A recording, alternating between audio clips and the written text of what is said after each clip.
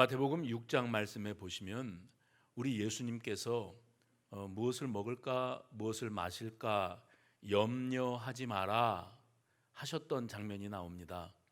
그때 예수님께서 한 가지 말씀을 더 하시는데, 그 말씀은 들에 핀 백합화를 보았느냐, 공중에 나는 새를 보았느냐, 들에 핀 꽃을 봐라, 공중에 나는 새를 봐라 말씀하셨거든요. 그러면 단순히 그 자리에 있는 사람들에게 너희가 저 하늘에 날아다니는 새를 좀 바라봐라, 들에 흔하게 피어있는 들꽃을 바라봐라 하고 말씀하신 것이었을까? 그게 아니고 공중에 나는 새를 보고 들에 핀 꽃을 보고 하나님을 생각하라는 거예요. 그 모든 것들을 돌보시고 입히시는 분이 계시기에 그 들에 핀 꽃이 환하게 예쁘게 자기의 아름다움을 드러낼 수 있고, 공중에 나는 새가 오늘은 어디에 가서 뭘 주워 먹고 살지 이게 아니고 날마다 때마다 하나님께서 먹이시고 입히시고 살게 하시니 공중의 새만 봐도 그게 교제다. 교보제 아시죠? 하늘에 날아다니는 새만 봐도, 들에 핀 꽃만 봐도 하나님이 떠오르고 하나님이 생각날 수 있어야 되지 않겠느냐 하고 이제 이 비유의 말씀을 들려주셨던 겁니다. 또 마태복음 13장에서는 우리 예수님께서 천국 하나님의 나라를 비유로 말씀하시는데, 우리 주님께서 주로 비유의 말씀을 하실 때에는 그 당시의 사람들이 예수님이 어떤 사물이나 어떤 물건을 두고 비유하실 때 그게 뭐지 하고 못 떠올릴 만한 게 하나도 없습니다. 다들 너무너무 자기 생활 환경 속에 익숙하게 보고 만지고 느꼈던 것들을 예수님이 비유로 말씀하시는데, 그 마태복음 13장에 나오는 그 비유의 말씀에서는 겨자씨 한 알, 너희가 겨자씨를 알지 않느냐? 그 겨자씨 한 알 먼지 알갱이만큼이나 작은 겁니다. 보잘것없고 아무도 관심도 없고 뭐 땅에 던지워져도 흔적도 없을 만큼 아주 작은 것, 그 겨자씨 한 알이 땅에 심기워졌을 때 싹을 틔우는 겁니다. 그 아무것도 아닌 먼지 알갱이만도 못한 것인 줄로 알았는데 싹을 틔우면서 잎이 올라오고 그리고 꽃을 피우는데 해가 거듭될수록 이것이 성장하는 속도가 달라지고 그러면서 나중에는 큰 나무를 이루지 않더냐.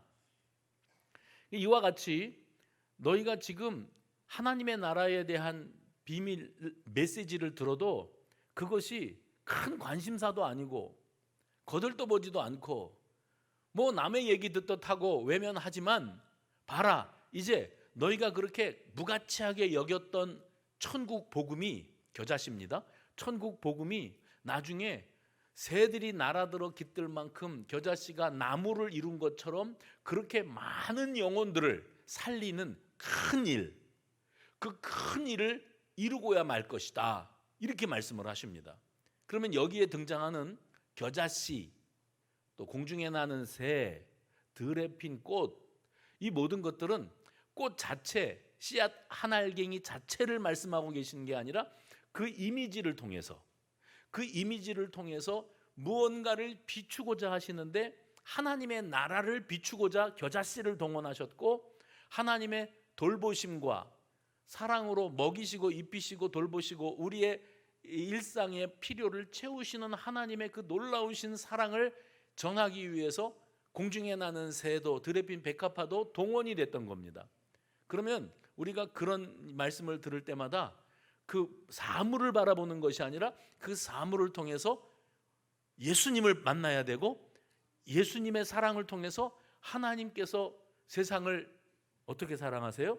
이처럼 사랑하신 그 사랑이 어떤 사랑인지를 깨달으라고 이런 이미지를 통한 어떤 메시지를 우리들에게 들려주고 있는 겁니다.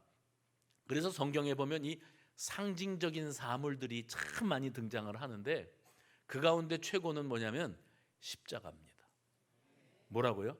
십자가. 그러면 사람들은 예수님께서 십자가에 달려 대속의 피를 흘리시고 죽으시는 그 장면이 있기 이전의 십자가는 끔찍스러운 사형 틀이에요. 그냥 웬만한 죄인들은 십자가에 달려 죽지 못합니다.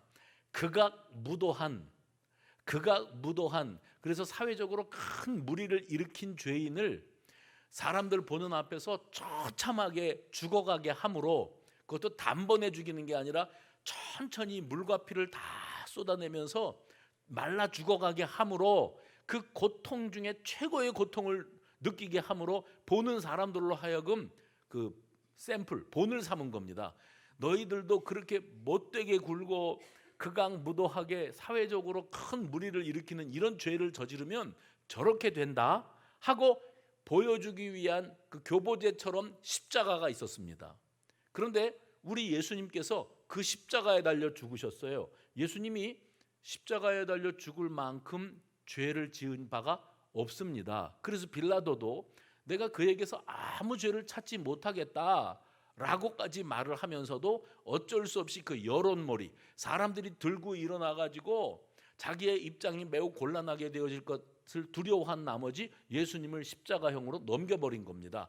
자기 손을 씻지 않습니까? 난 모르겠고, 예수야 어떻게 되든지 난 모르겠고, 일단 내 입장부터 살고 보자, 그랬던 겁니다. 왜요? 자기는 총독으로 파견되어 왔는데 로마 황제가 자기를 이 팔레스틴 지경을 다스리라고 총독으로 보냈을 때는 황제의 권한을 가지고 이곳에 있으면서 이 지역에 있는 피지배 민족이 괜히 시끄러워지거나 들고 일어나거나 혼란에 빠지는 일이 없도록 일정한 군사력, 로마 군인들입니다. 군사력과 함께 이 총독이 그 지역을 통치하는 거예요.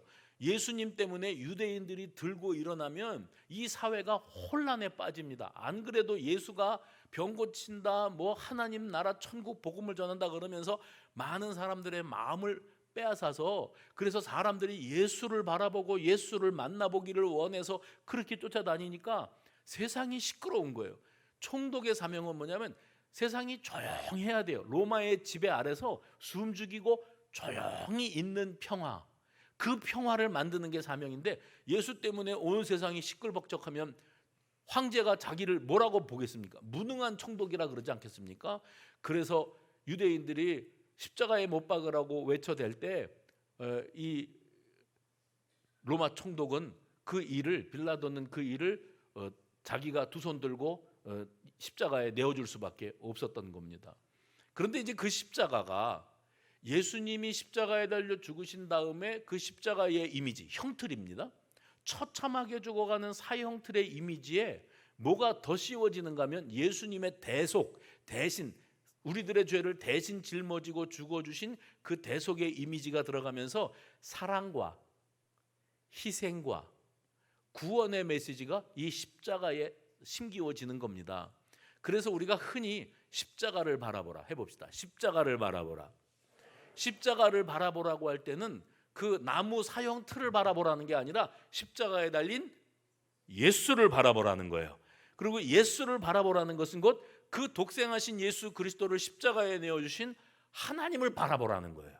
그 십자가를 바라보라는 건 그냥 사형 틀을 보라는 게 아니었습니다. 하나님을 생각하라는 거였어요.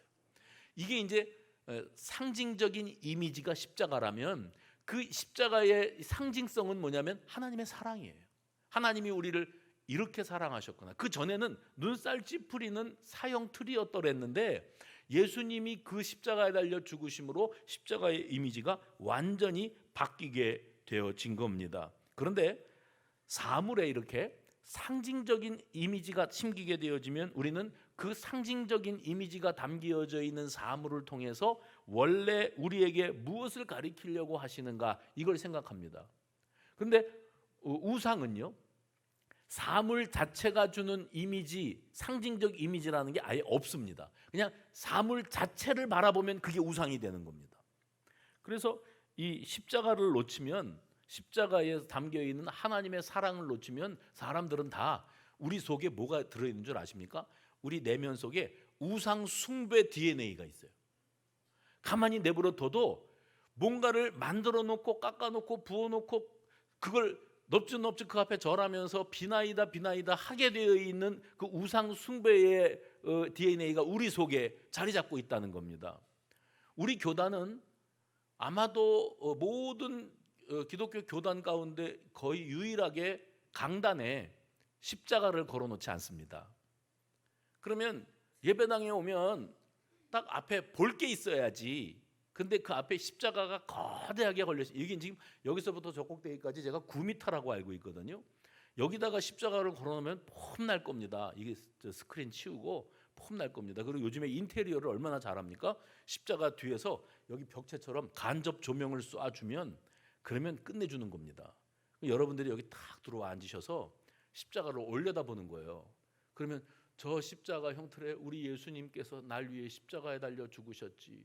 내가 그 대속의 은혜로 구원받아서 하나님의 자녀가 되었지.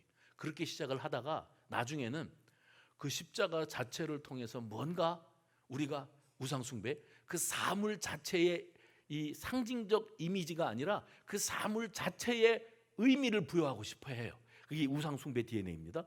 사물 자체의 의미를 부여해서 거기에서 무슨 신통한 능력이 내게 임함으로 내가 병도 낫고 부자도 되고 애들도 잘 되고 사업이 번성하고 이렇게 될 거라고 여겨 그것 자체를 숭배하게 되어지는 이런 엉뚱한 일들이 이 인생들 속에서 나타나게 되더라는 겁니다. 그래서 사물 자체에 집중하는 건 우상이고 어떤 사물을 바라보면서 우리 예수님을 생각하고 하나님의 사랑을 떠올릴 수 있다면 그거는 하나님을 향한 바른 신앙으로서 우리가 자리 잡아가고 있는 거라고 말씀드릴 수가 있습니다. 창세기 11장에 보면 바벨탑 사건이 등장을 하지요. 그때 사람들이 바벨탑을 왜 쌓게 되었는가가 11장 4절에 나옵니다. 이렇게 돼 있어요. 그 탑의 꼭대기를 하늘에 닿게 하여 그 다음에 어떻게 하자고요? 우리 이름을 내자. 자기들이 얼마나 건축 기술이 대단하고 그리고 이 산업이 발달되어 있는지 사람의 힘으로는 못할 것이 없다. 지금 뭐 컴퓨터로 못할 것이 없죠. 그래서 AI가 거의 지금 우상이 되는 시대가 도래하고 있습니다. 그 사람 목소리도 만들고 뭐 못도 만들고 또 이렇게 해서 세상에 AI만 있으면 못할 게 없다 그러면 그것 자체를 우리가 숭배하게 돼요. 그걸 의지하게 돼요. 사람이 머리를 쓰고 이번에 제가 TV를 잠깐 봤는데 그 금요 기도회 끝나고 샤워한 다음에 TV 잠깐 봤는데 뭐가 나오냐면 어떤 연예인이 그 자기 핸드폰을 안 쓰겠다고 그러고 그리고 자기 아버지 계시는 집 시골집을 찾아가는데 그 핸드폰을 안 쓰고 내비게이션도 안 쓰고 자동차 운전하면서 이정표만 보면서 찾아가는데 지네 아버지 계시는 집을 찾아가는 게 평상시 1시간 안에 들어가는데 3시간이 걸리더라고요. 그래서 우리가 깨닫는 거예요. 지금 핸드폰에다가 목숨을 걸고 살지 않습니까? 이것 없으면 음악도 못 듣고 집도 못 찾아가고 아무것도 못하는 그런 무능한 인생들이 되어가는 겁니다. 사물 자체에다가 그 의미를 부여해버리면 우상이 되어버리고요. 그 사물을 통해서 그 이미지를 통해서 우리가 그것을 우리에게 허락하신 하나님을 떠올릴 수 있으면 그건 우상이 아니지요. 바벨탑을 저들이 쌓고자 했는데 우리가 이름을 내자 자기들의 이름을 내기 위한 것 자기들이 우상이 되고 싶었던 겁니다. 자기들이 우상이 되고 싶었던 그들의 도전이 하나님 보실 때 너희들이 이제 아주 막 나가는구나 그들의 언어를 혼잡하게 하시죠. 그래서 말을 못 알아듣고 말이 안 통하고 그래서 더 이상 그 바벨탑을 쌓을 수 없게 되고 저들이 뿔뿔이 흩어지는 이런 역사가 일어났습니다. 인간이 자기 스스로 우상이 되고 싶어 했다가 하나님의 진노를 샀던 사건이 바로 이 바벨탑 사건입니다. 그런데 지금 이 순간 교회 안에도 이 우리가 살아가는 세상에 자기가 우상이 되어버린 사람들이 수두룩합니다. 자기가 우상이 되어버린 사람, 자신이 드러나고 자신이 인정받고 자신을 높이는데 모든 것을 걸고 살아가는 거예요. 이런 사람들이 자존심이 대단히 강하지요. 내가 잘나야 되고 내가 칭찬받아야 되고 내가 높임을 받아야 직성이 풀리는 사람, 자신이 우상된 사람, 또 자기 자식이 우상이 된 사람도 있어요. 자식이 우상이 된 사람, 돈이 우상이 된 사람, 쾌락이 우상이 된 사람, 자기 취미생활이 우상이 된 사람, 자기 육신의 건강관리가 우상이 된 사람, 그리고 자녀 교육이 우상이 되어버린 사람들이 교회 안에 가득합니다.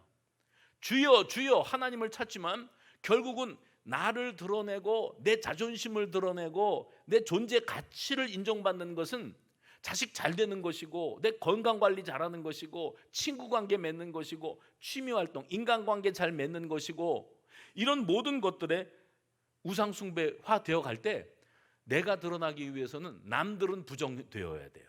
이게 아주 자연스러운 현상입니다. 근데 성경은 우리를 향해서 이런 상징적인 이미지, 아까 제가 서두에 하늘에 나는 새를 봐라, 들에 핀 꽃을 봐라 그러지 않았습니까? 또 겨자씨 하나 이야기도 잠깐 하지 않았습니까?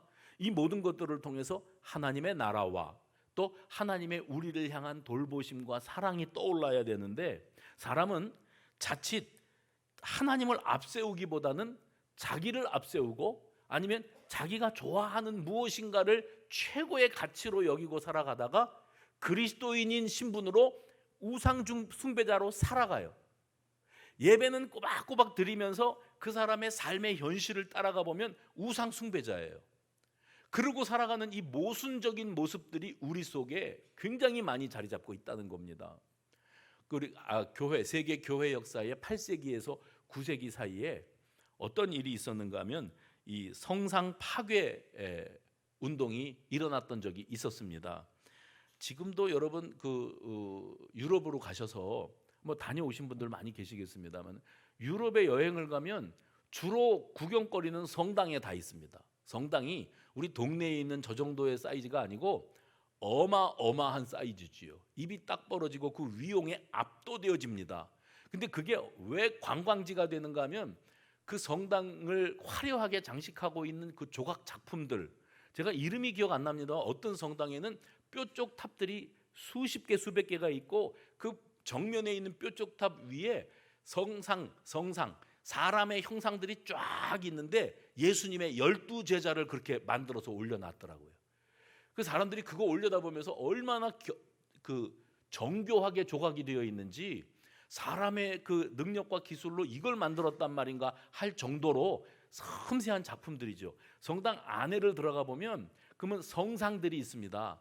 주로 예수님의 성상이나 그다음에 마리아 상이나 아니면 뭐 사도 바울이나 이런 형상들이, 베드로나 이런 성상들이 서 있겠지요. 그러면 그거 바라보면 작품성이 대단합니다. 조각품으로서의 작품성. 근데 이걸 바라봐야 되는데 이건 작품이다. 예술 작품이에요. 정말 잘 그렸고 잘 깎아놨어요. 그런데 사람들이 그걸 바라보면서 아마 그런 거 보신 적 있을걸요. 마리아 상이 이렇게 서 있으면 발등이 새까매. 왜 발등이 새까매요? 그 발등에다 누군가가 입을 맞췄어요. 너무 거룩하고 성스럽고 감동적이어서 그 발등에다 입을 맞췄어요. 그러니까 뒤에 있는 사람이 저래야 되는 건가? 저래야 되는 건가? 다 그렇게 하는데 왜 그러세요? 그러면 마리아께서 우리에게 건강도 주시고 돈도 주시고 복도 주시고 여기 이걸 만지고 가면 여기다 입을 맞추고 가면 뭐 어떤 복이 우리에게 임한다더라, 이런 이야기들이 이렇게 퍼져 나가는 거, 그런 거 있지 않습니까? 여러분 그 초대 세계 교회 가운데 그 교회 역사에 요 8세기 9세기 무렵입니다. 지금도 그 그리스 정교회 아니면 이 슬라브 민족들 있죠. 러시아 정교회, 이런 그 정교회들이 있습니다. 이 정교회에 가보면 그 성당 안에 뭐가 있는가 하면 이콘이라는 게 있어요. 이 이콘이 뭐냐면 여러분이 보신 적이 분명히 있는 그림입니다. 성모 마리아가 아기 예수를 이렇게 품에 안고 있는 이런 그림들인데, 이런 종류의 그림들이 성당 안에 곳곳마다 걸려 있고 사람들이 저것을 바라보면서 눈물을 흘립니다. 왜냐하면 저들은 거룩하신 마리아께서 예수님을 품에 안으시고 계시는 그 어떤 화가, 어떤 작가의 그 멋진 그림이지요. 그림 작품을 바라보는데 거기에서 감동과 은혜가 있는 거예요. 그러다가 이 우상 숭배의 DNA가 어느 쪽으로 흐르는가 하면 이 성화를 바라보면서 은혜가 확 임하는데, 이 성화를 바라보면서 손을 모으고 그 성화 앞에다가 촛불을 켜놓고 꺼지지 않게 하고 또 촛불을 갖다가 계속 받치고 그러면서 기도함으로 그 그림이 그림 속에 있는 예수님이 아니고 그림이 나에게 신통한 은혜와 능력을 주시리라 숭배하는 거예요. 그래서 이 성상 숭배가 사람들이 이것은 다 조각품이고 그냥 그림일 뿐인데 여기다가 우상 숭배의 이미지를 심어버려서 이 신앙이 왜곡되고 잘못된 길로 간다 그래서 성상을 파괴하지요. 근데 교회 역사 가운데 이 일이 몇 번 반복됩니다. 무슨 말입니까? 그렇게 해서 이건 아니다, 하나님을 생각해야지 왜 그림을 숭배하고 앉았냐, 이렇게 해서 파괴해도 세월이 흘러가면 또 누군가가 멋진 성경에 나오는 어떤 장면, 어떤 인물을 조각해 놓고 어떤 그림을 그려 놓으면 사람들은 그 앞에서 손을 모으고 있는 거예요. 이게 사람들이 가지고 있는 아주 어리석은 그 우상 숭배의 문화입니다. 제가 계속 강조하는 바가 뭐냐면 그 성경 안에 있는 상징적인 이미지, 그냥 해봅시다. 상징적인 이미지.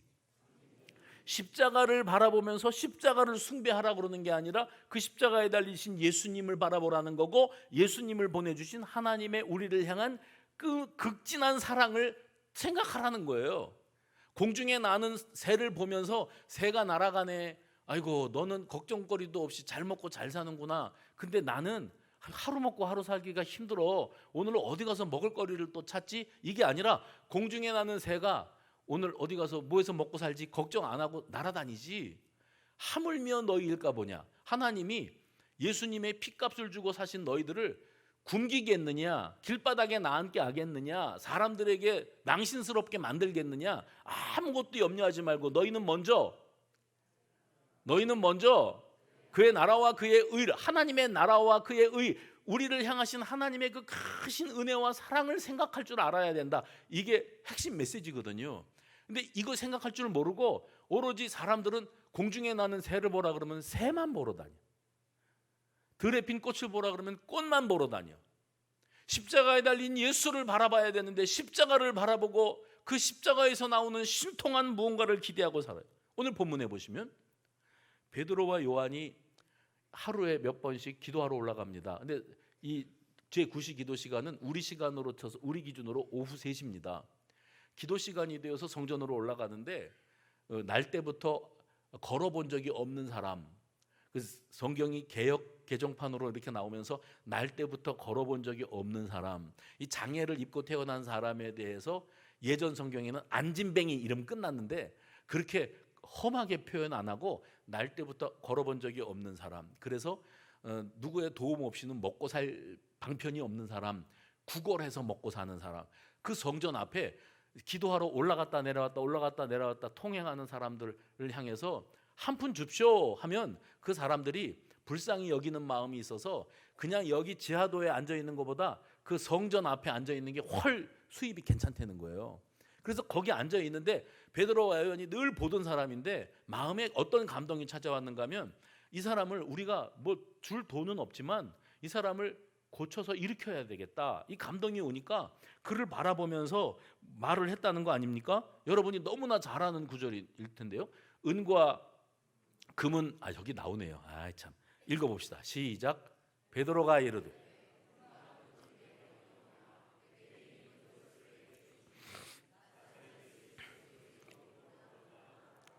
그래서 나사렛 예수의 이름으로 일어나 걸어라 그래가지고 이 사람이 일어났어요. 한 번도 일어나 본 적이 없는 사람이 일어났고 그 다음에 걸었어요. 걷는다는 게 뭐냐, 내가 가고 싶은데 갈 수 있고 또 만나고 싶은 사람 만나러 갈 수 있는, 이 움직일 수 있는 그 능력이 걷는 능력인데 평생을 이걸 안 해봤어요. 누구 도움 없으면 어디를 돌아다닐 수가 없어요. 근데 자기 다리에 힘이 생겨서 걸어 다니니까 이 사람이 그냥 걸은 게 아니라 뛰었답니다. 걷기 무섭게 뛰어돌아 다녔대요. 너무 좋아서. 그래갖고 하나님을 찬송했대요. 어디서요? 성전 앞에서 구걸하던 사람이 성전 안으로 뛰어들어와서 내가 걷는다고, 내가 뛴다고, 나 좀 보라고. 그러니까 사람들이 그를 붙잡았어요. 이제 그 장면을 제가 각색해서 말하는 겁니다. 사람들이 붙잡아서, 야, 너 아까 거기 앞에서 구걸하던 그 아무개 아니냐? 우리가 너 잘 아는데 어떻게 된 거냐? 어떻게 된 거냐? 그러니까 말했겠죠. 내가 어떻게 걷고 뛰게 되었는가 하면 어떤 사람들이 나를 바라보라고 그러더니 바라봤더니 은과 금은 내게 없거니와 내게 있는 것으로 내게 준다. 나사렛 예수의 이름으로 일어나 걸어라 그래서 그러더니 내가 일어나 걸어라 그러는 순간에 내가 일어나게 되었고 걷게 되었다. 그럼 그 사람들이 누구냐? 모른다. 어디 있냐? 모르겠다. 그랬어요. 그러니까 이 사람은 자기가 걷고 뛰게 된 것만도 감동스러워가지고 흥분해가지고 이제 그렇게 찬양하며 하나님께 영광 올려드리며 뛰어다니다가, 그러다가 얼마 시간 있다가 베드로와 요한, 자기를 걷게 해준 당사자들을 만났어요. 그러니까 그분들을 만나자마자 그들을 꼭 붙잡습니다. 왜요? 사람들이 물어봤지 않습니까? 누가 너를 걷게 해줬냐고. 모른다고. 어디 있는지도 모르고 누군지도 모른다고. 그런데 그 사람들을 보자마자 꽉 붙잡아서 이분들이 나를 걷게 했다고. 그렇게 해서 이제 모든 사람들이, 그동안에는 이 안진뱅이였다가 걷게 된 사람이 주 관심사였다가 궁금증이 생기지 않습니까? 당연히 누구 덕분에 걷게 된 거요? 했을 때 베드로와 요한, 이분들 때문에 내가 걷게 됐다. 그러니까 이 광장으로 이 베드로와 요한이 이끌려 오고 많은 사람들이 이 사람을 고친 사람이 당신들이냐, 이렇게 되어지는 거예요. 그때 베드로와 요한이 그 사람들에게 이렇게 말을 합니다.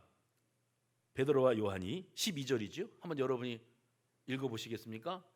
시작.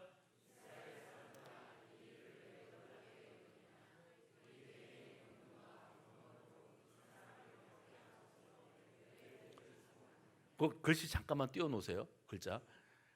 요 순간이 굉장히 중요한 순간입니다. 왜냐하면 사람들은 베드로와 요한이 신통한 능력으로 안진뱅이를 일으킨 것으로 알고 있고, 그래서 베드로와 요한을 소문으로 들었던 그 두 사람을 딱 눈앞에 보게 되어졌을 때 어떤 눈으로 바라봤을까요? 경외하는 마음. 어떻게 그런 능력이 나타났느냐, 이 사람들은 도대체 누구냐, 그랬을 때 저 같으면, 죄송합니다, 저 같으면 그냥 가만히 있었겠어요. 그리고 훌륭하시다고, 어디서 그런 신통한 능력이 나타났냐고 그러면 뭐 그런 거라고, 뭐 이건 아무것도 아니라고 그러면서 잘난 척했을 것 같아요. 내가 하나님의 영광을 가로채므로 하나님 자리에 한번 앉아보고 싶은 욕망, 죄의 시작입니다. 가만히 있으면 모든 사람들이 자기를 추앙할 겁니다. 안진뱅이를 일으킨 위대한 능력을 가진 분이라고. 근데 지금 오늘 여기 본문에 뭐라고 써 있냐면은, 우리 개인의, 중간 보세요, 우리 개인의 권능과 경건으로 이 사람을 걷게 한 것처럼, 그게 아닌데 내가 이 사람을 걷게 한 것처럼 왜 날 바라보느냐고. 내가 아니라고, 내가 한 게 아니라고. 모든 사람들이 이 안진뱅이가 거기 앉아서 구걸하던 것을 잘 알고 있었습니다. 이제는 시선이 베드로에게로 옮겨집니다. 그런데 이 일을 한 베드로가 자기 입으로 뭐라냐면, 왜 나를 주목합니까? 내가 한 것처럼 왜 생각을 합니까? 여러분, 베드로와 요한은 안진뱅이를 일으키는 신통력이 있는 사람, 사실 상징적 이미지 그랬죠? 내가 신통력이 있어서 이 안진뱅이를 고친 것으로 되어버리면 이 많은 사람들 앞에 내가 우상이 되는 겁니다. 베드로는 내가 우상이 될 수 있는 이 순간을 대단히 위기의 상황으로 여깁니다. 그래서 그가 이 상황 가운데서 이렇게 말한 거예요. 이스라엘 사람들아, 이 일을 왜 놀랍게 여기느냐? 우리 개인의 권능과 능력으로, 마치 내 능력으로 이 사람을 걷게 한 것처럼 그렇게 생각하고 우리를 주목하고 있단 말이냐 하고 말을 했는데, 이 말 한마디로, 이제 글씨 지워도 돼요, 이 말 한마디로 사람들이 자기를 우상으로 생각하지 못하게끔 딱 막아놓은 다음에, 그 다음에 그가 이런 말을 합니다. 13절이에요. 아브라함과 이삭과 야곱의 하나님. 저 좀 보세요. 구약 성경이 아니라 신약 성경에 아브라함과 이삭과 야곱의 하나님이 나와요. 우리가 창세기 새벽 예배 때 묵상하고 출애굽기로 들어왔는데, 창세기를 쭉 묵상하면서 계속 강조했던 게 뭐냐면, 아브라함과 이삭과 야곱의 하나님은 언약의 하나님.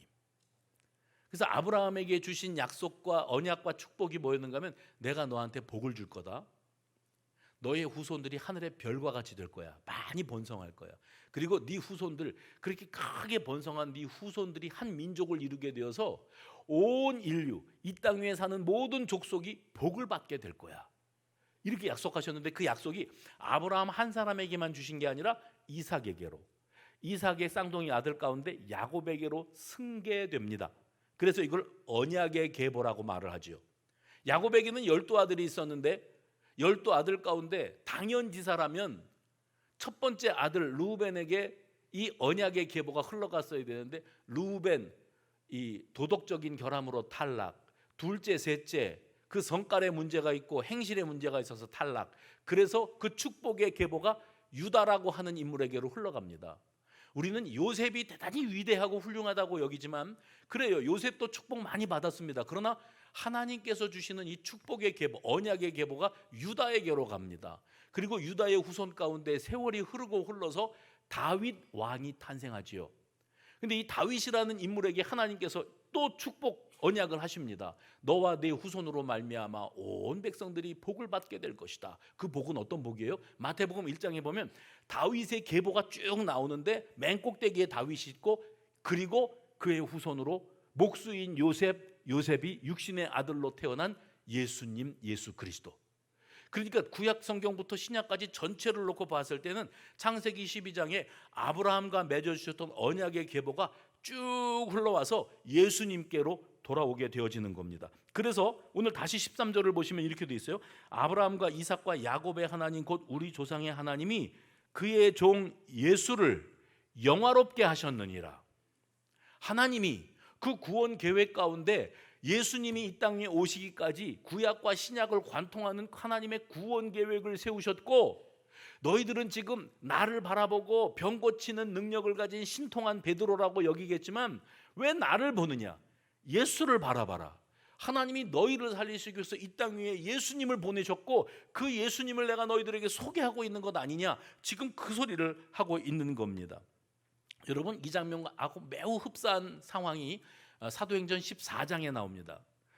앞에 나오는 오늘 본문의 장면은 베드로와 요한이었지만 사도행전 14장에 가서 보면 바울과 바나바가 루스드라라고 하는 지역에 복음을 전하러 들어갔는데 그 지역 루스드라에 가서 집회를 하는 거예요. 복음을 전하는데 많은 사람들이 모여들었는데 사람들이 다 자기 발로 걸어오는데 어떤 사람은 남들이 버쩍 들어다가 그 맨 앞에다 앉혀놓은 거예요.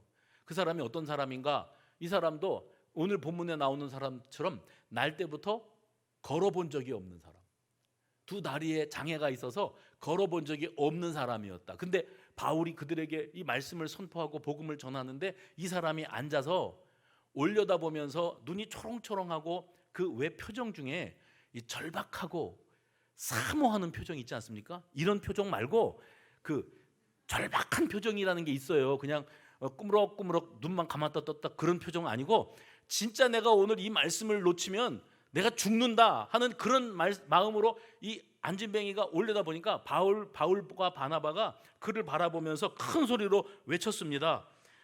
네 발로 바로 일어서라. 네 발로 바로 일어서라. 그랬더니 이 사람이 벌떡 일어섰답니다. 그래서 이 사람이 걸어 다니는 모습을 루스드라 사람들이 다 봤어요. 세상에. 그러니까 여러분 어떤 이런 그 은사 집회 그런 데도 좀 쫓아다니고 그러십니까? 뭐 시간이 없는데 교회 오기도 바쁜데 은사 집회를 뭘 쫓아가요. 근데 그런 데 가면은 이런 일들이 있어요. 오늘 막 말씀을 전하는 그 종이 오늘 내가 지금 감동이 오는데 이 자리에 병들어서 몸이 아파 골골대는 사람이 있으면 일어나시라고. 일부러 쫓아다닐 필요는 없어요. 거기 가면 이제 거의 대략 그렇게 해요. 일어나시라고. 그러면 이제 내가 몸이 아프고 뭐 여기저기 불편한 데가 많고 그러니까 일어나잖아요. 그러면 나오시라고. 이제 거기서부터 역사가 일어나는 겁니다. 그러면 이제 지팡이 짚고 나오고 뭐 짤짤매고 나오면 일로 쭉 세워놓습니다. 그런 다음에 한 사람씩 붙잡고 기도하는 거예요. 그러면 여기 앉아 있는 사람들은 아픈 데가 없어서 멀쩡한 사람들은 호기심, 정말 고쳐질까? 그러는데 막 안수기도를 하든지 안차를 하든지 뭐 이마를 탁 쳐가지고 뒤로 넘어가게 하든지 이래가지고선 했는데 어떤 사람이 낫다. 정말 지팡이 짚고 나왔던 사람이 난 낫어요. 지팡이 던져버리고서 막 펄쩍펄쩍 뛰고 좋아해. 그러면 여기 앉아있는 사람들이 오 대박이네. 그리고 누굴 바라봐요? 병 난 사람이 아니라 그 병을 보는 앞에서 고쳐내신 그분을 바라봐요. 그렇게 해가지고 2단도 나오고 3단도 나오고 슈퍼스타 목회자들도 나오고 인기를 끄는 사람들이 이제 이 사회에 등장을 했습니다. 바울 같으면 내가 한 것처럼 왜 나를 주목하느냐? 나는 예수님을 여러분들에게 증거하기 위해서 아브라함과 이삭과 야곱과 그 언약의 계보를 통하여 이 땅에 오신 예수님을 너희들에게 증거하기 위해서 이 상징적 이미지를 보이는 거야. 나를 바라보고 내가 마치 무슨 예수나 된 것처럼, 내가 하나님이나 된 것처럼 그렇게 생각하라고 내가 이 짓을 한 게 아니야. 너희들은 주님을 바라봐야 돼. 예수님을 만나야 돼. 그 예수님을 보내신 하나님 아버지의 그 사랑 앞에 꼭 꿇어져야 돼. 그리고서 자기는요, 병 고쳐줘서 사람들이 껌뻑 넘어가는 자기는 뒤로 사라지는 거예요. 이게 진짜 그리스도인입니다. 루스드라 사람들이 어떻게 했는 줄 아십니까? 바울과 바나바가 안진뱅이를 고쳐서 그 사람이 일어나는 모습을 지켜본 사람들이 그때 당시에 최고의 그 유행 신이었었는데, 하나는 제우스 신이었고 하나는 헤르메스, 여러분 좋아하는 에르메스, 그 신이었거든요. 그러니까 이 제우스 신, 에르메스 신이 이 땅 위에 인간의 모습으로 찾아오셨다, 루스드라 사람들이. 그래가지고 제물이잖아요. 그동안에는 우상 형상을 만들어 놓고 섬겼다가 살아 움직이는 신을 만났다, 이런 거예요. 안진뱅이 하나 일으켰다고. 그래서 제물을 가지고 와가지고 바울과 바나바 앞에 갖다 바칩니다. 제가 아까도 이 말씀 드렸는데 이때가 제일 중요합니다. 주는데 뭐 내가 달랬나? 지들이 갖고 와서 나를 신이라고 그러고 갖다 뭘 바치는데 뭐 못 이기는 척하고 받아 챙기지 뭐. 누가 뭘 할 사람 아무도 없습니다. 그런데 바울과 바나바가 어떻게 했는 줄 아십니까? 이게 웬 떡이요? 이게 아니라 옷을 찢었대요.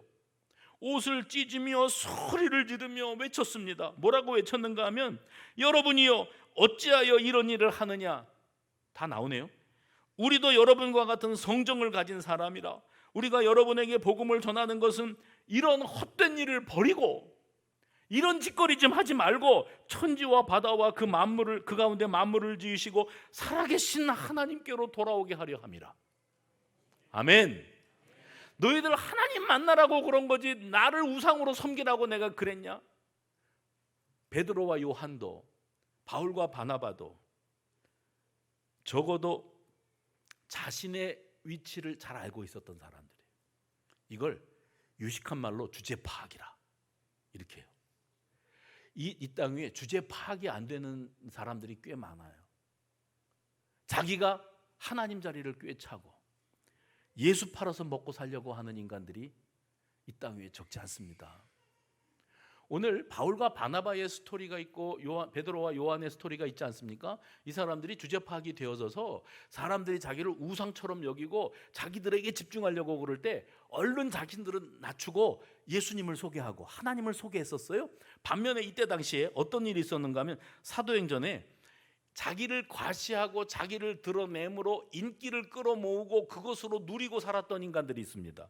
거기에 사도행전 5장 36절에 보면 유다라는 인물이 등장을 해요. 근데 이 사람은 스스로 선전하다가 죽임을 당하였다. 스스로 선전하다가. 그러니까 뭐 말을 잘했든지 선동 능력이 있었든지 사람들을 끌어들이는 무슨 흡입력이 있었든지 뭐 어떤 스타 기질이 있었든지 그랬는데 이 사람이 어느 날 갑자기 죽어버렸어요. 그랬더니 그 사람을 우상처럼 추종하던 400명의 사람들이 뿔뿔이 흩어지는 일이 있었다. 닭 쫓다가 지붕 쳐다본 사람들이 400명이 있었다. 그 죽어버리고 사라지니까 뭐 우리는 아무것도 아니네, 괜히 인간 쫓아다녔네, 이렇게 되어져서 흩어지는 일이 있었다. 이게 사도행전의 기록이고요. 사도행전 8장에는 시몬이라는 자가 있습니다. 이 사람을 어떻게 소개하는가 하면 자칭 큰 자라. 어떤 큰 자요? 지가 아무도 그를 크다고 생각 안 하는데 지 스스로 나는 크다. 그리고 사람들에게 세뇌하는 거예요. 내가 크다, 나는 위대하다, 너희들은 나를 추앙하고 나를 섬겨라. 자기가 우상되고 싶어서 안달이 났던 인간입니다. 그런데 대중의 추앙과 또 섬김을 독차지하고 살아갔는가 봐요. 이게 먹혔는가 봅니다.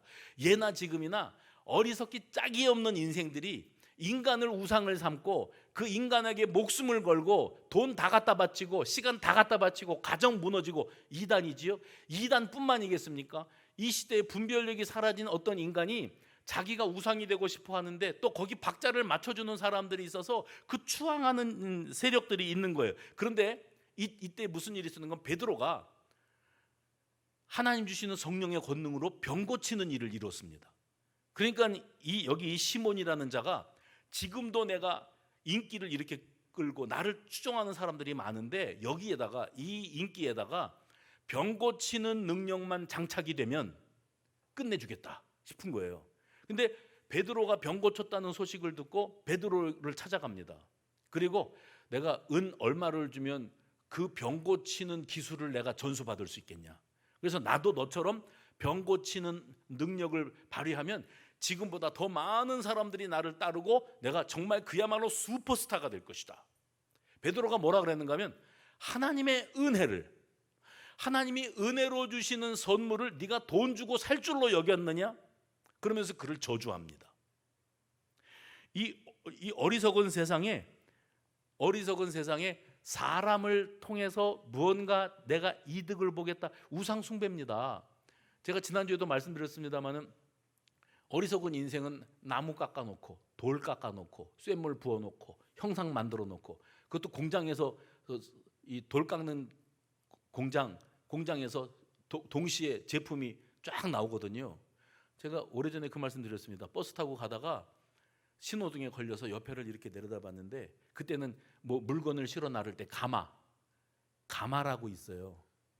예? 쌀도 가마에 담았고, 근데 그 가마가 이 완충 역할을 했는가 봐요. 그때는 트럭에 돌덩어리들이 실려 있는데 바로 세워 있는 것도 아니라 옆으로 눕혀가지고 쌓아놨는데 그 사이사이 가마로 다 말아가지고 쌓아놨는데 보니까 부처상이에요. 그게.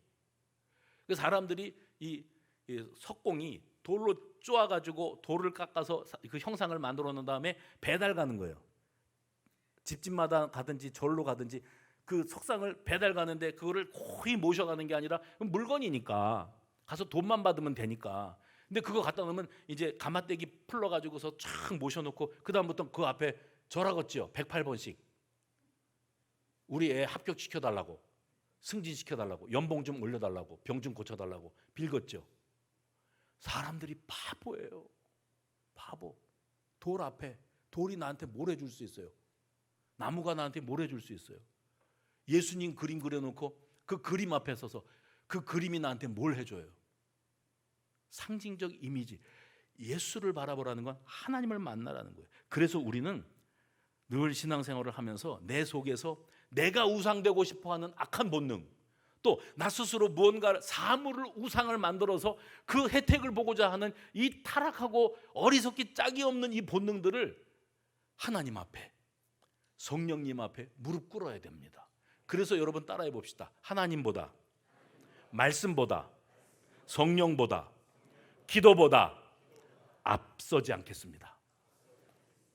하나님보다 앞서면 내가 우상되는 겁니다. 내가 하나님 노릇하고 싶은 겁니다. 소위 예수 팔아서 먹고 사는 목회자들이 많다 그랬죠. 이 시대에 이단들이 득세하고 있는데 우리는 이단 교주들이 별의별 짓거리를 다 하고 말도 안 되는 일들이 벌이고, 근데 거기에 가서 코가 껴가지고 이단 그 교주를 하나님처럼 섬기는 인간들이 다 엘리트들, 공부 좀 했다는 사람들, 배울 만큼 배웠다는 사람들이 거기 쫓아가서 그 짓거리 하고 있는 거 보면 너무 기가 막힌 거예요. 근데 그 재주입니다. 그것도 자기가 뭔가 그렇게 사람들을 끌어모으는 재주가 있어서 그렇게 하겠죠. 그게 아니라고, 그거 이단이라고 정신 차리라고 그래도 니들이 몰라서 그런다고, 내가 다 안다고, 내가 봤더니 이분은 정말 하나님이라고 이러고들 앉아 있는 거예요. 그러니까 이단만 그런가, 슈퍼스타 목사들이 참 많은 세상입니다. 지금 슈퍼스타. 나는 내가 너무 별것도 아닌 목사라서 우리 교회는 빈자리가 이렇게 많아. 우리 교회는 10분 늦게 들어와도 뒤에 자리가 남아 돌아. 근데 어떤 교회는 그런 교회가 있대요. 그 목사님 너무 유명해가지고 그냥 예배 시간 30분 전에 자리가 꽉 찬대요. 본당에서 예배 드리고 싶어서. 그래갖고 그래도 나 본당 들어가겠다 해서 여기다가 보조, 나도 우리 교회 보조 의자 좀 놔보면은 소원이었거든. 보조 의자를 놓고 그래도 밀고 들어오니까 안 된다고, 꽉 찼다고. 10분 전인데 영상 예배실로 가라고. 그러면 집에서 봐도 TV로 보는데 굳이 영상 예배실로 가가지고 그 방에 앉아가지고서는 TV에 보이는 우리 그 위대하신 목사님, 설교 잘하시고 은혜가 넘쳐나시고 은사 충만하신 목사님, 그분 바라보느라고 그 교회는 몇 터진대. 아니, 부러워 죽겠어. 근데 여러분, 그 목사님이, 여러분, 하나님이 나에게 특별한 은혜와 은사를 주셔서 많은 사람들이 감화력이 있고 은혜를 받아서 이렇게 구름대와 같이 모여들지만, 저는 아까 어떤 사람이 많은 인기를 끌다가 죽어버리니까 400명의 추종자들이 공중분해가 됐다 그랬죠. 저는 인간입니다. 알고 보면 여러분이나 저나, 아까도 그랬죠, 성정이 같은 사람 벗겨놓고 보면 다 더럽고 추악하고 음란하고 부끄러운 것밖에 없는 인간인데, 이 많은 인간들 속에 이 사람들보다도 수준이 낮은 나 같은 것을 하나님이 목사라고 세우셔서 단위에서 말씀을 선포하게 하시는데, 내가 나를 잘 압니다. 내가 여러분의 반의 반도 못 되는 인간입니다. 우리 교회 유치부 아이들만도 못한 신앙인데 어쩌자고 나 같은 것을 목사로 세우셔서 내가, 이래야 하나님을 바라보고 하나님께 영광 올려드리는데, 우리 목사님, 예수님은 없어요. 하나님은 없어요. 우리 목사님 그러다 보니까 자기가 진짜 하나님인 줄 알아. 세상에 그런 목회자들이 이 시대에 많습니다. 예전에는 목사라고 불리워졌지만 지금은 어느 교단에서도 목사라고 인정하지 않는 어떤 목사였던 사람이 있거든요. 부흥 강사로 이름을 날렸었는데 하도 문제가 많아서 모든 교단이 그를 목사의 자리에서 박탈했습니다. 면직된 겁니다. 근데 아직도 스스로 자기는 목사입니다. 이분이 마이크 하나 잡고 우통 벗고 팔 걷어 적기고, 그리고서는 막 말씀하면 원고도 없고 왔다 갔다 하면서 이 소리 했다 저 소리 했다 하는데 흥분을 했어요. 하도 자기를 추종하는 사람들이 수천 명이 모여드니까 너무 흥분을 해가지고 뭐라 그랬는가 하면, 그분을 좋아하고 추종하고 쫓아다니는 분들이 여기 몇 분 계시는 걸 알아요. 나중에 나 멱살 잡아도 나 괜찮아요. 그분이 뭐라 그랬는가 하면, 너무 흥분해가지고 설교하다 말고, 하나님 까불면 죽을 줄 알아. 목사가 하나님 까불면 나한테 죽을 줄 알아 이랬어. 그 성도들이 깔깔대고 웃으면서 아멘 아멘 이랬어. 그런 시대예요. 바본가? 바보들이 너무 많아요. 이 어두운 시대에 예수 팔아서 먹고 살고 성도들 등쳐먹고 먹고 사는 인간들이 참 많은 시대입니다.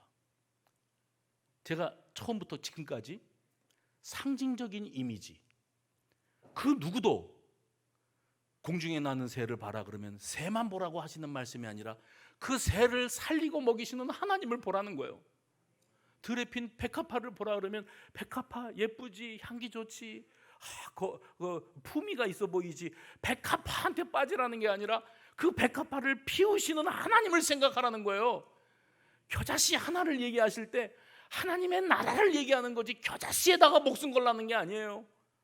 어떤 유명한 목사, 훌륭한 영적 리더가 등장해도 그건 다 인간일 뿐이에요. 그는 사라질 것이고 오로지 하나님의 나라와 복음만 남아있으면 된 거예요.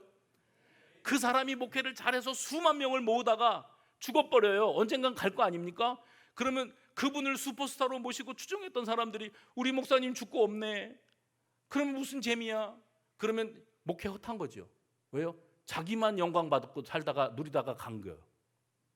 그러나 그가 떠난 다음에도 여전히 그가 전했던 복음이 살아있고 하나님의 나라에 대한 확신이 사람들에게 있다면 그 목사님이 눈에 안 보여도 어쩌면 좋아 이거 없어요. 세례 요한이 자기를 추종하는 사람들이 많이 있었거든요.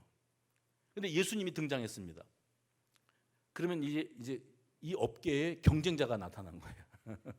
그러면 예수님이 경계 대상이 이럽니다. 내가 지금 잘 세례 베풀고 사람들이 줄을 서고 지금 분위기 좋은데 예수가 나타나고 또 예수가 선지자인가 이래가면서 쫓아다니는 분위기가 가니까 예수님에 대해서 좀 별로 안 좋은 감정, 왜 또 하나가 나타나고 나를 헷갈리게 만들어? 이게 아니에요. 그는 흥하여야 하겠고 나는 쇠하여야 하리라. 나는 그의 신발을 들고 쫓아다니기에도 부족한 종이다. 세례 요한도 자기에게도 제자들이 있었거든요. 추종자들. 그 제자들 보고 저분 하나님의 보라 세상 죄를 지고 가는 하나님의 어린 양이로다 하면서 자기 제자들을 예수님께로 보낼 정도로 나는 쇠하여야겠고 그분이 흥하여야 되리라. 아니 모른 척하고 자기가 그 인기를 한 몸에 끌고 있는 그 독특한 그 카리스마를 계속 유지하면 그러면 얼마나 오래오래 해먹을 수 있었을까요?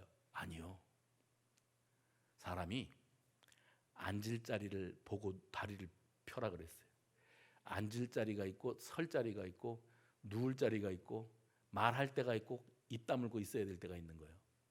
그걸 갖다가 제가 아까 그랬죠? 주제 파악이라 그런다고. 주제 파악이 안 되는 인생들이 자기가 우상이 되고 싶어 합니다. 누리고 싶어 합니다. 그러나 내가 누군지, 세례 요한은 자기가 누군지를 알아요. 자기 사명이 어디까지인지를 알아요. 그리고 예수님만 남으면 돼요. 예수님 십자가 대속의 은혜 아니면 이 인류를 구원할 아무 방편이 없어요 지금.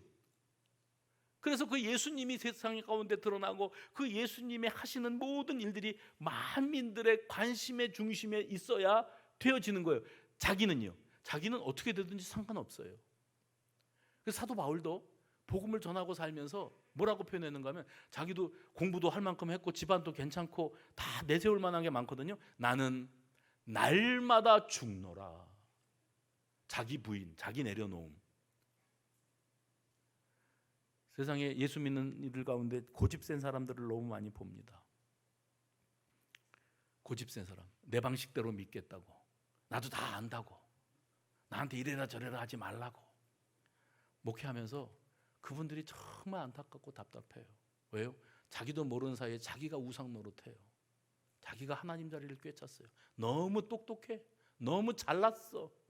이제는 우리 자아를 십자가 밑에 완전히 내려놓고 주님 대접해드려야죠.